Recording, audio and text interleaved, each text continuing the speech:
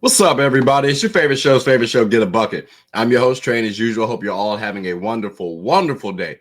Today, I got to start off a little spicy. So here's my thing. We got to talk about Memphis Grizzlies and they woes. But before we talk about that, please make sure you hit that like and subscribe button. Make sure you comment and also tell anybody who's anybody about the show. I'm trying to get the ratings up a little bit, just a little bit. But have y'all ever, before I even start about Memphis, I got to give a shout out, Rick. I got a little niece who keep crying all the time. And I'm starting to feel like this is personal, right? Like this is really, truly personal. It don't matter what I do. She just always cries. And I'm good with kids, ladies and gentlemen. I used to volunteer with kids and then got promoted to actually being an employee at a nursery when I was growing up. So I have a background with working with kids and being pretty and doing pretty well at it. And this little kids might be listening, Trey. Calm down.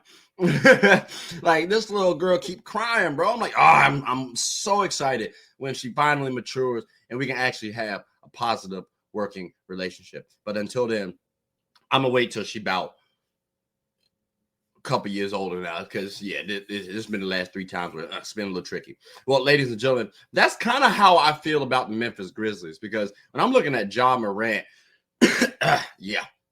all I'm saying is Memphis fans crying, executives crying. Hell, even his teammates should be crying, because Buddy really reminds me, my little niece. That's right. It get a little tricky early on. Maybe Ja will sit up there and mature.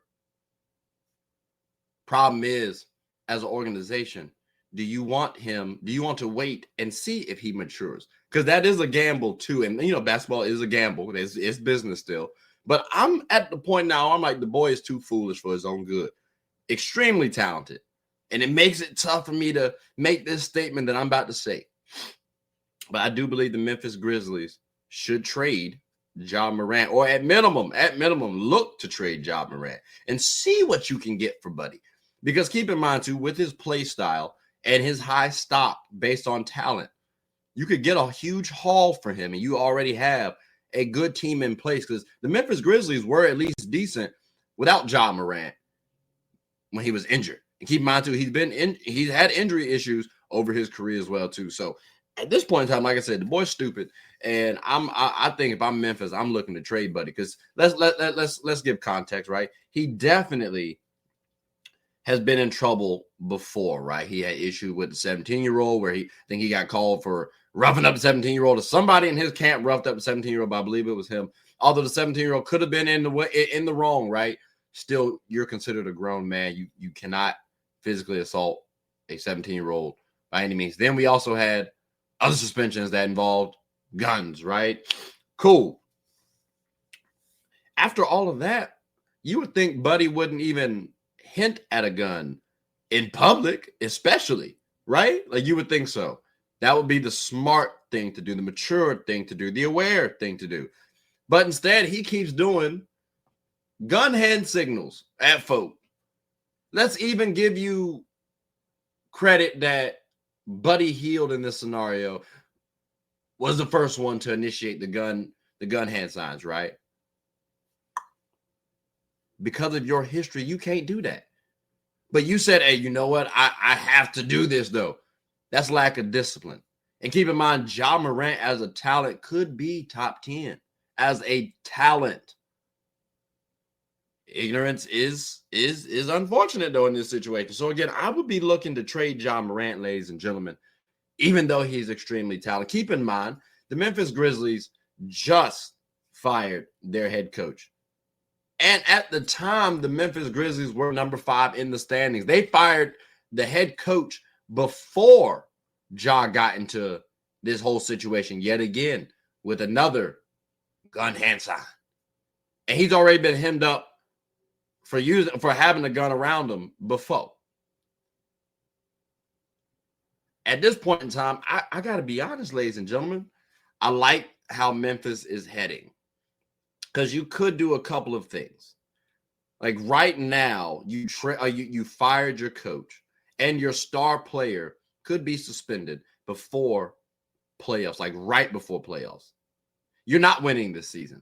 Even with Ja Morant, Memphis Grizzlies were not winning. So why not test out your interim head coach? See what you got. But if you don't get what you need out of Tumas Lisalo, that's their interim head coach. I would look at other head coach or other coaches like a Sam Cassell, like a Charles Lee, Jaron Collins. Like some of these guys actually have a decent background and could fit well with the Grizzlies. Let's talk about Jaren real fast. Again, assistant head coach with the Golden State Warriors. He's garnered attention for his strategic acumen and player development. He's interviewed for the Grizzlies position in the past. That could be a promising candidate. How about Charles Lee? He's 40, so relatively young. Gained recognition as an assistant coach with the Bucks during their 2021 championship run, by the way. That's good to note. And then his defensive strategies and player development are pretty well noted as well, too. And again, we're talking about the Grizzlies who could use some player development. They have young players on their team. And then we all know Sam Cassell. He's 55, so he's a little bit older, but still, that's decent age. And he has a well-decorated NBA playing career. Also, he's not too bad as a coach. He served as the head coach for the Clippers. And he's a pretty decent leader. And keep in mind, too, he also has good player development as well on his resume. And he would fit well with the Grizzlies. Sam might be my leading candidate for head coach for the Memphis Grizzlies, if I'm being honest with you, ladies and gentlemen. So, again, if we have Sam Cassell, I might stomach the idea of trading Ja Morant just because maybe he can get Ja Morant to wise up and mature a little bit. Because, again, this Memphis Grizzlies team could rival that of the OKC Thunder, could be competing against the Houston Rockets if everything goes well for the future. Like, this Grizzlies team is interesting. But, again, a lot of things ride on the head coach upcoming. Also, their player development, because they have players like Jaren Jackson, Santi Aldama, who solid offensively but could use some work defensively. Gigi, he's tough, just is a raw player offensively. So, again, they have played, even Jaren Jackson Jr., a little bit raw offensively still for me. So, again, they have players that could use a little cultivating. The right head coach could go a long way. And then also maybe bringing in another veteran to help out. Preferably, I would say a star, but at the same time, someone in the starting realm. If you could do that, that'd be nice. But that's what I'm looking at. Because if not, if we can't get a good head coach, Ja Morant is going to have to leave.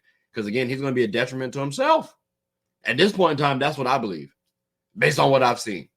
But, I mean, ladies and gentlemen, that does conclude the end of the episode. So, I mean, I'm curious your thoughts on Ja Morant and the Memphis Grizzlies head coach search. Also, I'm curious your thoughts on my little niece, what y'all think I should do with her. How can I get her to stop crying, bro? I swear every time, it don't matter if I'm trying to feed her the bottle. It don't care whether I'm just trying to hold her real quick, rock her to sleep. Nothing works, dog. And that's how I feel about Ja Morant. It don't matter what we do, nothing works. So is that a fair comparison as well, too? I'm curious y'all thoughts. But definitely, please like, subscribe, comment. Tell anyone who's anyone about the show. My name is Trey. I'm the host of Get a Bucket. Hope you all are having a good one. Take care.